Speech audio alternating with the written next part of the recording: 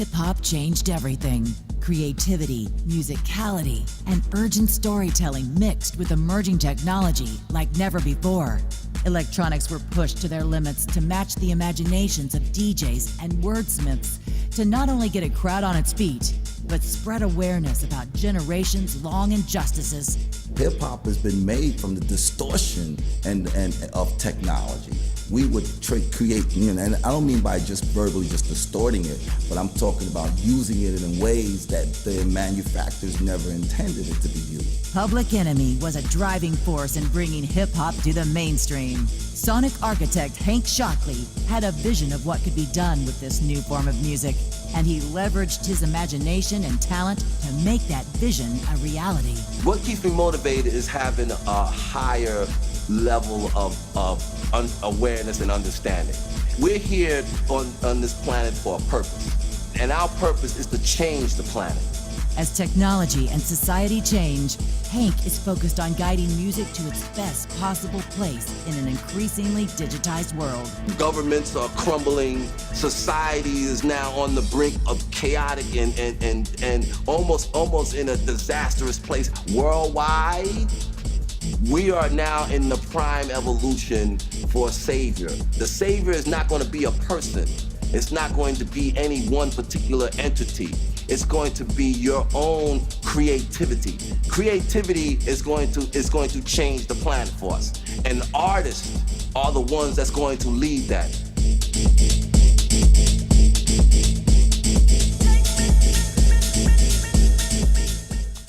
Ladies and gentlemen, Hank Shocklee.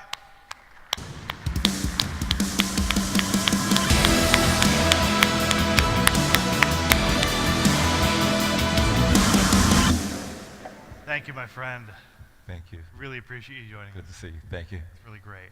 We're going to do a fireside chat. Yes, you know, sir. I think we need some fire. Let's go ahead and... There we go. Now we got fire for the fireside chat. Yes. Man, it's so great. It is great to be able to talk to you. Yes. I just finished doing stuff about the internet, like, and how it's growing, and what the opportunities are, but also what the threats are. And we focused attention on consolidation being a major threat. That's right. Right? You've seen that before. Yes. Can you talk about what consolidation in your industry a little bit? Well, if you think about it now, the record companies used to be 5 major record companies. Now it's down to like 3. Now it's probably going to go to 2. And we've saw the emergence of new technologies such as new ways for artists to get to their fans on a peer-to-peer level, you know, mainly through the internet. But the internet now is starting to consolidate itself. Yeah. In fact, we there's something called Article 13 in the EU. EU is working on this consolidated plan for how they handle digital throughout. And they are taking up how they're basically going to reframe the laws right now for the next generation. And there are some concerns about how these laws are going to be crafted and whether they're going to be friendly to entrepreneurs like the one in here, and whether they're going to keep on being able to have a voice. Yes. I think that artists will always find a voice. Okay. I think that people will find a voice. We will always find a way around stuff. I mean, back in the days when we were sampling, you know, nobody knew that you could take records and make records. But then all of a sudden the laws came in and it changed the way everything was, you know, it changed the way we had to do business. So we shifted and pivoted. Can we talk a little bit about the before and after, right? Because you, you had some of the most innovative and incredible hip-hop records of all time with like Yo Brum Rush the Show and It Takes a Nation of Millions to Hold Us Back, and you're talking about samples being one of the tools that you use to creatively like paint a landscape for people, right? Yes, and it was basically taking, you know, records that already existed and creating new records out of it.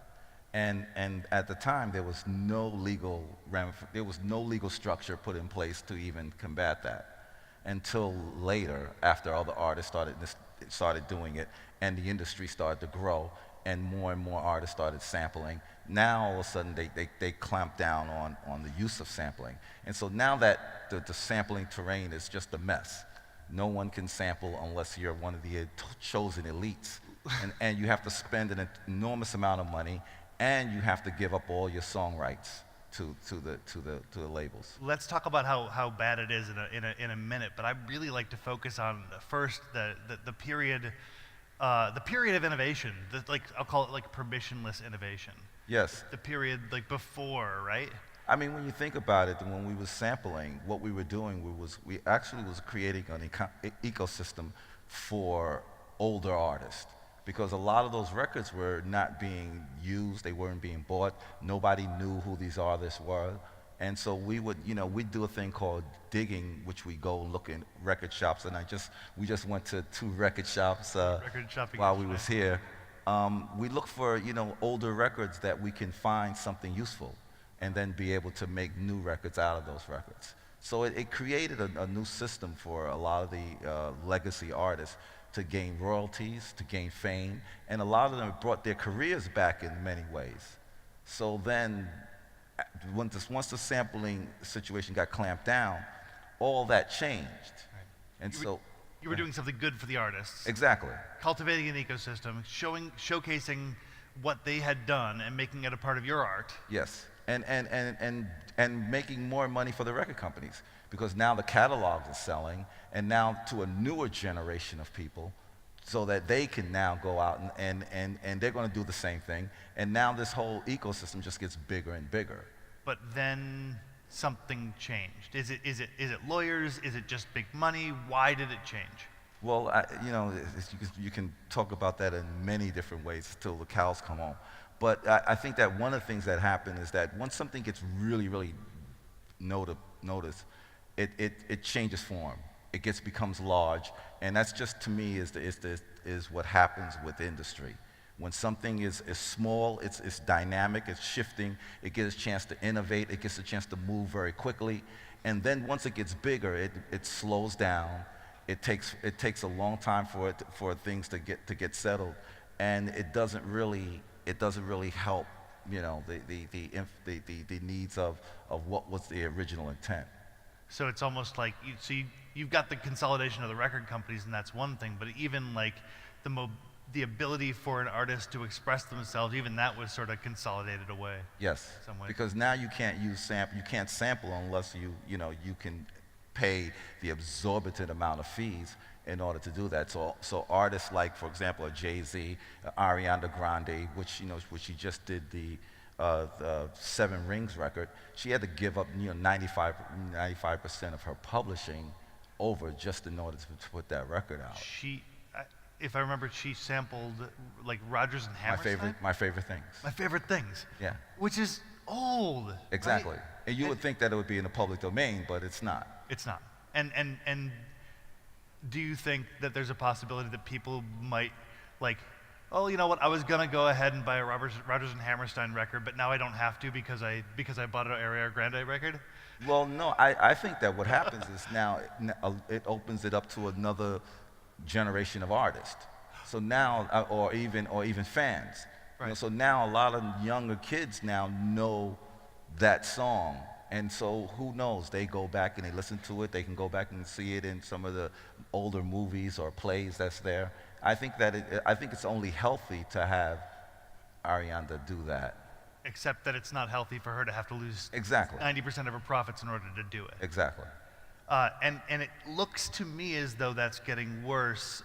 Do you have any thoughts about the blurred lines decision? So like, it's just background. A couple years ago, Marvin Gaye's estate sued Pharrell Williams and what's his name, Robin Thicke, who had written this song Blurred Lines, because it felt like Got to Give It Up by Marvin Gaye. It wasn't the same beat, it wasn't the same time signature, it wasn't the same lyrics, it wasn't, it felt like it? Well, I thought that was a bad decision. Yeah. It was something that, that they called inspired by. And then, inspiration comes from everywhere. When you're making a movie, a lot of directors are playing music from other artists in order to inspire them to finish films. I mean, so we all get, and especially artists today, we all take music from other places. We go back into the 80s and we go back into the 70s. We look at the artist that was doing, and we'll take certain riffs and turn them around into, all those things add for inspiration. And so now they're saying that if you take another artist's inspiration, you now have violated their copyrights. You can be sued and you can lose Exactly. royalties over Bad being decision. inspired somebody. Horrible decision. That drives, so then I know the answer to this question, but I'm gonna ask it anyway. Could you have Fear of a Black Planet? Could you make Fear of a Black Planet, or It Takes a Nation of Millions to hold this back? Could you make those today? No, you can't, because each They sample could not exist. I mean, there's probably like 30 or 40 samples per record. Now, each one of those samples will want to have 90% of the song. So there's only 100% of the song there. So those records today could not You're be giving out a lot of 90%. Exactly. I mean, and today it's just the wild, wild west in terms of trying to clear legally a sample. Oh man. Okay, let's talk a little bit about the musical industry today then, because now I'm really depressed about the state of the music industry today. I want to find out more about what you're doing today, because I'm hoping that can lead us down a path of hope, that then we can talk about how it reflects on the cloud industry. Well, yeah, I mean, don't be. I wouldn't be depressed about the music industry. I think the music industry is going to survive. The music industry is bigger today than it's ever been. I mean, music is now used as a carrier, if you would. It sells products, it sells cars, it sells clothing, it sells everything where you possibly do. The music is the backdrop for it. So therefore, it's always going to find a way. And now that there's many ways for artists to make a living, it's not just through the sale of records today. It's through being in movies, it's through being in television shows, it's television appearances, it's live touring, it's merchandising. It's a whole ecosystem now that you're making money in. So I think that the music business is going to be healthy in the future. So even though we may be heading towards a future where there's only 2 major record companies, there's even more of an independent voice than ever? Yes, because if you think about it, in 1999, I think that the independent record industry accounted for 3% of the entire music industry. Wow. And today, that number has grown to 34%. So therefore, what's been happening is a growth rate that's very, very large, and is basically due to the internet. The internet is the biggest way for artists to be discovered today. If you look at YouTube, for example, YouTube is no longer just a video medium, but it's also an access medium for artists to discover new music. So I look at YouTube as a radio station. Yeah. And so a lot of the kids that are 21 years old, 20 years old, they all are getting their music from YouTube. They don't get their music from the terrestrial radio like we once did. Got it. And what other sort of broadcast medium are independent voices in music using? Like I'm thinking about like Bandcamp, isn't it? Bandcamp is one, yes. Very. Of course, SoundCloud is another. We talked about YouTube and Vimeo. And Vimeo still has a small percentage of getting to people. Now it's coming through the streaming services, whether it be Apple Music or Spotify, Pandora. So you have more ways than ever to hear really, really good music. I'm actually really interested in, let's stop at streaming for a second, because I'm sort of interested in whether the new medium of streaming is changing the way that people are even producing music. I mean, just one example is I've noticed that there are a lot more tracks on people's albums because you get paid per track. That's right. That's right. Like, and their tracks are a lot shorter. Yeah. Because the idea now is that we used to make like records. Our main goal was to make a 5-minute record. Yeah. Every time we went to the studio, the record has to be about 5 minutes. Today, that window is shorter. So now you're making records for 2 minutes. And if you have a record that's under 2 minutes, guess what? You get more hits, you get more frequency. And frequency is what you want in Okay. streaming. Okay, so the medium is totally shaping the music. Yes. It's the art is being driven by the new medium. Right. I guess that's always been the case. But you always have to understand that music is something that's always going to change form. Whatever obstacles that's in the way, music is going to find a way to get around it, just like water would. You know, so therefore, you know, you're going to always find innovation in that area. Yeah. You know, one thing that actually, like, I get a little upset about with my streaming services is that I don't have liner notes because, like, you produced all these incredible hip-hop albums, right? But you're not on the cover. No. So nobody's gonna know, like, the next Hank Shocklee, like, their production credits, because you don't see them on the streaming side. That's right. That's right. Well, and the other thing that happened is the fact that if you look at terrestrial radio pays producers and songwriters the lion's share of the income that's being broadcasted. The producers and the songwriters. Yes. Okay. But now, when you go to streaming, the lion's share goes to the artist and not the producer and the songwriter. So Got it. that changed the game a lot. But the thing that also happened was, you know, a lot of people listen to the music today and they'll sit there and say, well, the music doesn't sound like it used to. I mean, why is it doesn't sound like it used to? Well, they're not under the same constraints that we once was. Okay. Life was a lot slower. We can sit down and we listen to longer sentences. Today, the records are more condensed. So now everything has to be a chorus or a jingle or a hook. So therefore, these things have to be compressed so that the retention span of the audience is quicker. So I'm going to repeat phrases over and over fast, just like if you listen to the music from the 50s, everything was basically jingle and commercial oriented. And we've now reached that same system with the new artists today. I'm tempted to bring up the example of Gucci Gang, Gucci Gang, Gucci Gang, Yeah. Gucci Gang. Yeah. I mean, because what you want is you want to be instantly remembered quickly, because you don't have the repeat listens that you once used to have. Yeah. We used to go home and listen to a record, and then and we would listen to it, and we could sit there all night and listen to a record and be happy about whatever we got from that. Yeah. Today, it's all about fast. You have to cut through the clutter. And repetition. Right. The song I mentioned, Gucci Gang, I think that's 95% of the lyrics of the entire song over and over and over again. So it's an example, I think, of what you're talking. And I think that was one of the artists that you mentioned, SoundCloud. Yes. They started as an independent artist on SoundCloud. Exactly. In fact, a lot of the top artists on the Billboard charts, and I don't know if Billboard charts is relevant, they're coming from SoundCloud independent artists. Yes. Now, at kind of an amazing rate. Yes, because we look at SoundCloud. Back when the days when we used to put out records, we used to have to put out white labels, which we sent to DJs, which was pressings that really wasn't made for commercial distribution. They were just sent strictly to the DJs. Yeah. Well, SoundCloud has filled that void, and so now you're seeing a lot of artists is developing through that medium. Yeah, got it.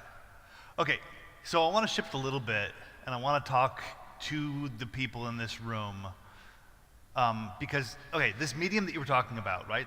This internet that changed music, it changed all our lives, right? Mm-hmm. Some of these guys are the guys that built that stuff, right? And they continue to build that stuff.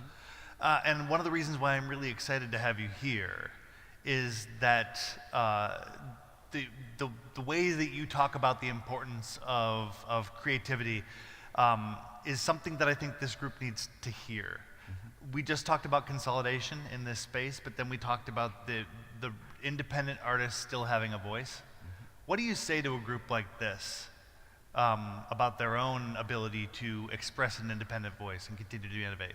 I mean, the innovation is always going to come from the smaller set, which is the people who are just starting out.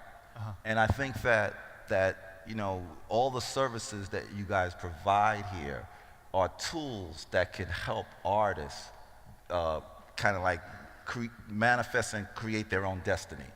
So independence to me is the future. And the reason why I'm saying this is because if you look at the Facebooks, you look at the Instagrams, you look at the Snapchats, it was the music artists that developed those platforms, that made everybody aware of it.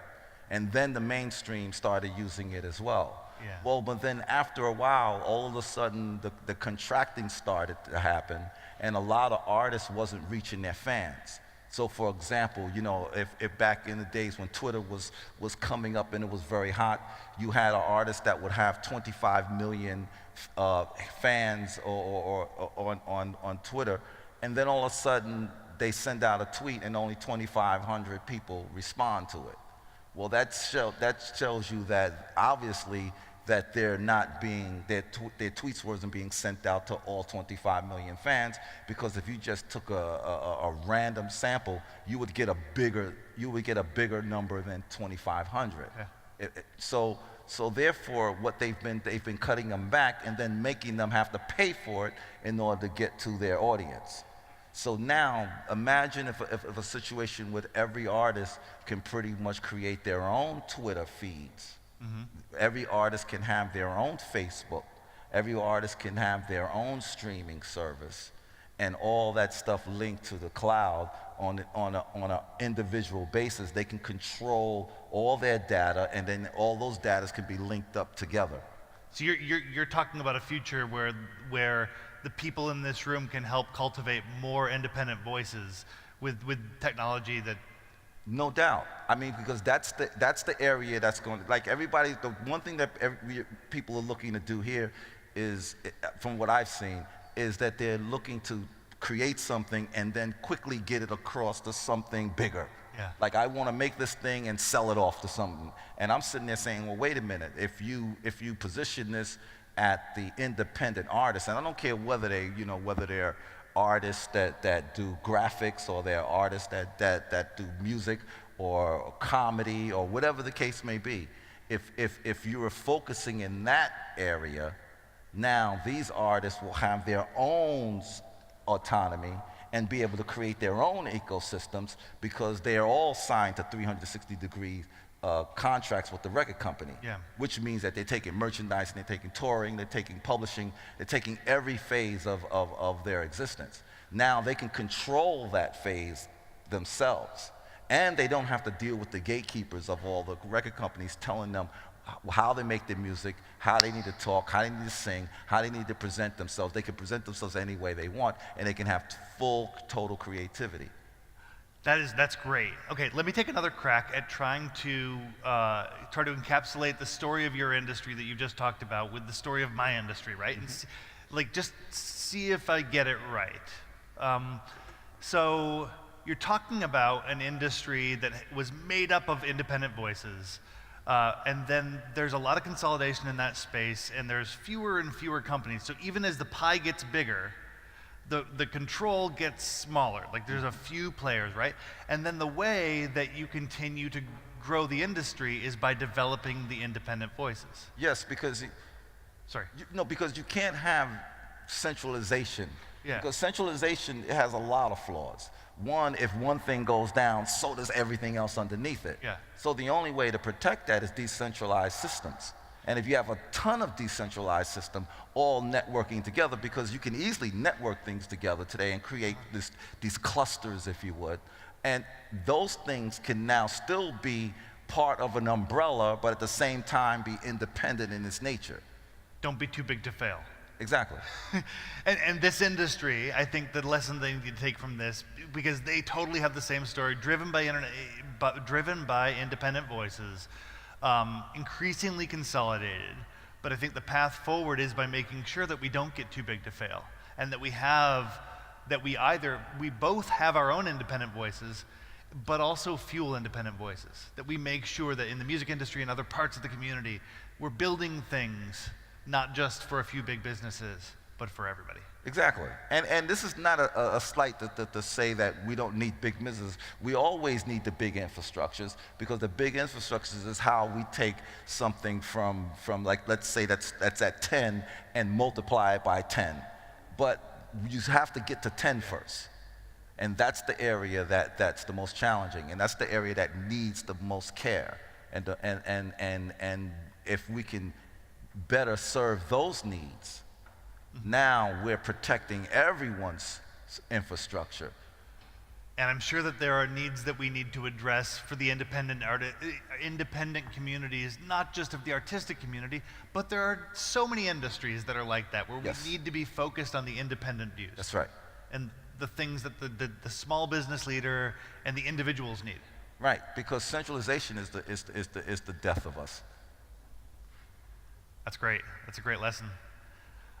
Okay, so again, I think that we have a great opportunity here to learn more about what you see as the future of music, right? Where you think music is at, apart from the things that we can do to fuel music.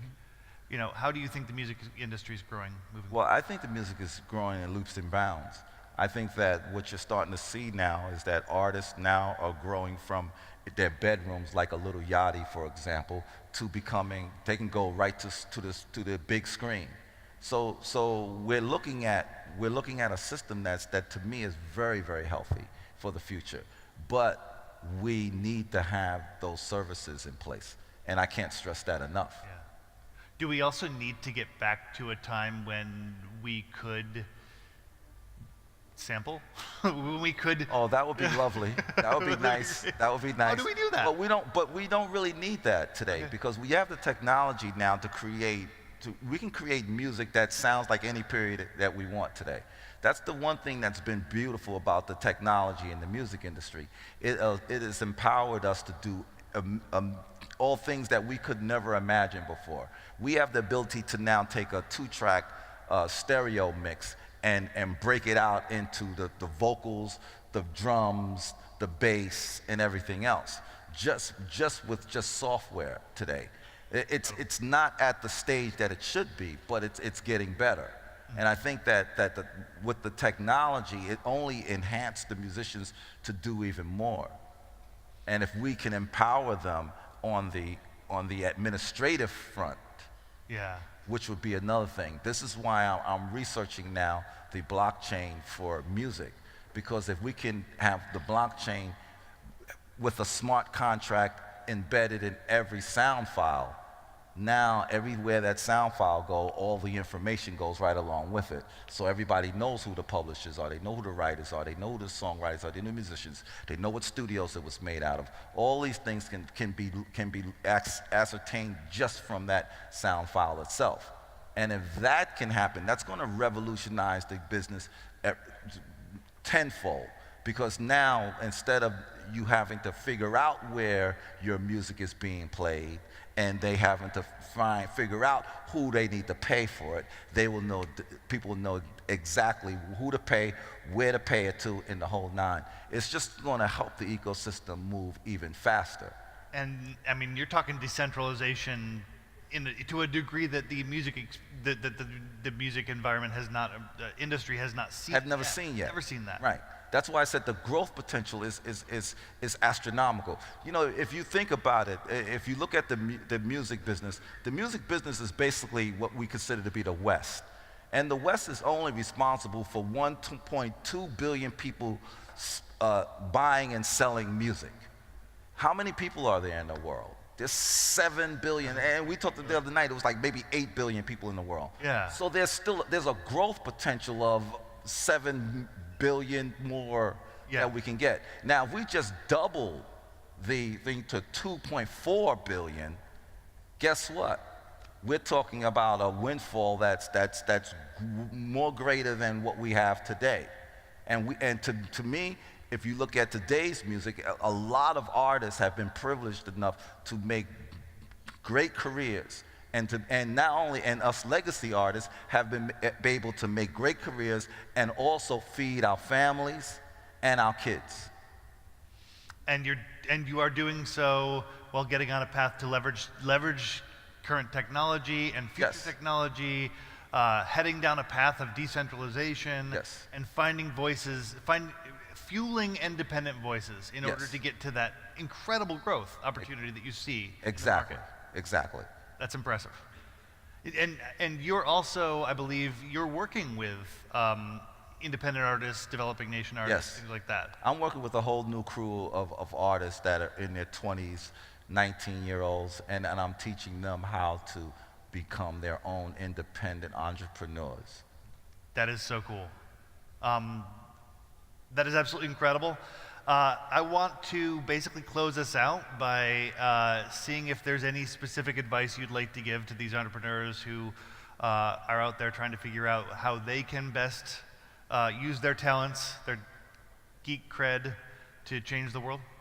Well, I just think that everybody should network in together with each other.